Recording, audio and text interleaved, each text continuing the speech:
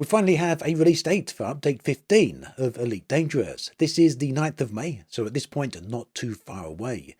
The next big question, of course, is what exactly will the update contain? Well, that we don't know, at least not yet. We have had one hint. You can see a video on the screen right here where we can see a new type of Thargoid. But this appears to be a very small type of Thargoid, maybe a little bit bigger than a Thargoid Scout, but it appears, an initial inspection at least, to be somewhat smaller than a regular interceptor. Either way, it's extremely fast and does seem to pack one heck of a punch. And we can also note that there's just a single Thargoid here. You're not being swarmed by a multitude of these. That doesn't mean that they won't appear in multiples, but at least in this clip, it's fighting on its own. Now, whether this will be a minor part of the next update or a major part of the update remains to be seen. But one thing is for sure, if you've been paying attention to the story over on Galnet, there has been some headway made into technology allowing the player's ships to survive ever longer in the Thargoid maelstroms. These are massive gaseous clouds that are corrosive to the ships. You can see them here with the lightning and all the rest of it. As yet, no one really knows what is at the centre of these. It's widely assumed, though, to be some sort of a staging point, some sort of spawning ground for the Thargoids that are invading human systems. So whether we get at the centre here and find some sort of Stargate, some sort of portal, or maybe some sort of Thargoid mothership, well, it's going to be interesting to say the least. But yeah, I think really it's time for things to move forward. The Thargoid invasion has been going on for quite a while now, since the tail end of last year. Before much longer, we're going to be into the middle of this year. After all, don't forget that this update is coming in May, and June will be the middle of the year. So really, I do feel it's time to see some significant progress in the Thargoid story.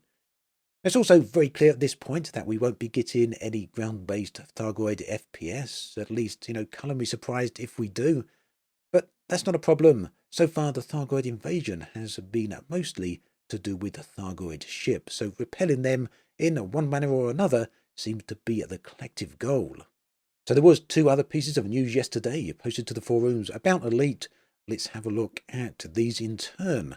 So the first one was update 15 release date. The second one is the Elite Partner Program has got updated application criteria for YouTube creators. Now this is going to be interesting for anyone who tries to apply via YouTube. I know people have had some really good channels who have actually been denied, surprisingly actually. So worth them trying again, I'd suspect, if they do want to still get in. So the criteria is now that YouTube creators must have an average of 3,500 views per video, which is pretty high actually. That's for elite videos. I don't think that's that common outside some of the larger channels. Or a cumulative total of 3,500 views average over the amount of Elite Dangerous videos posted in the last 30 days. So I guess if you've posted 2 Elite Dangerous videos in 30 days, then they need to total 7,000, so that the average is out as the average for that is 3,500, and so on. Applications into the Elite Dangerous Partner Program are now fully open to all, including those who've been unsuccessful in the past. So, as mentioned, well worth taking a look at that again if you haven't in the past, or if you've been unsuccessful in the past. So you can apply for that through the Influencer portal over on Frontier. The other piece of information that I want to look at today is Elite Dangerous Livestream schedule update. So these are the official live streams coming from Frontier, which currently are fortnightly, and I think previous to that, at one point in the past, used to be weekly. Now, Frontier feel that needs to change. They basically saying they need longer to prepare for their live streams. They want to be able to gather more news together to make a more compelling, a more interesting live stream. Or another way of looking at that perhaps is they feel that the news is a little bit too thin for fortnightly live streams. So they're going to now move them to monthly live streams. But the first of these new monthly live streams will be taking place on the 18th of May and will be going then forward. Now they haven't mentioned when or if they'll return to a more frequent schedule. I'd like to reassure everyone that this decision holds absolutely no such cause for concern of this kind. What's that? We hear many of your concerns over this decision. with some commanders expressing worry over whether this is a reflection of the future lifespan decisions related to Elite in the long term. Right, so that's not something I personally would have a concern over. I don't think that there's any concerns over the future lifespan of Elite. I do think that Elite will keep it going. How much content we get for Elite Dangerous in the future is open for debate. That's always been up for debate. After all, don't forget that the big key game overhaul that was going to be the biggest update for this year, scheduled for the first half of 2023, has now been delayed with no date in sight, and Frontier instead opting to give us more information towards the end of the year. So I wouldn't have to be surprised to see that overhaul coming either late 2023 or perhaps some point in 2024. But yeah, the issue of the lifespan of Elite's not really a problem. The amount of content for the future of Elite, that certainly is. We've listened to the feedback and approached the decision simply in order to ensure that we have enough time and capacity to bring you live streams which are rich in content and hit the right notes with what you would all like to see of our live streams. So that is very true. I'm sure that is exactly what the issue is. They want to ensure they've got enough time and capacity.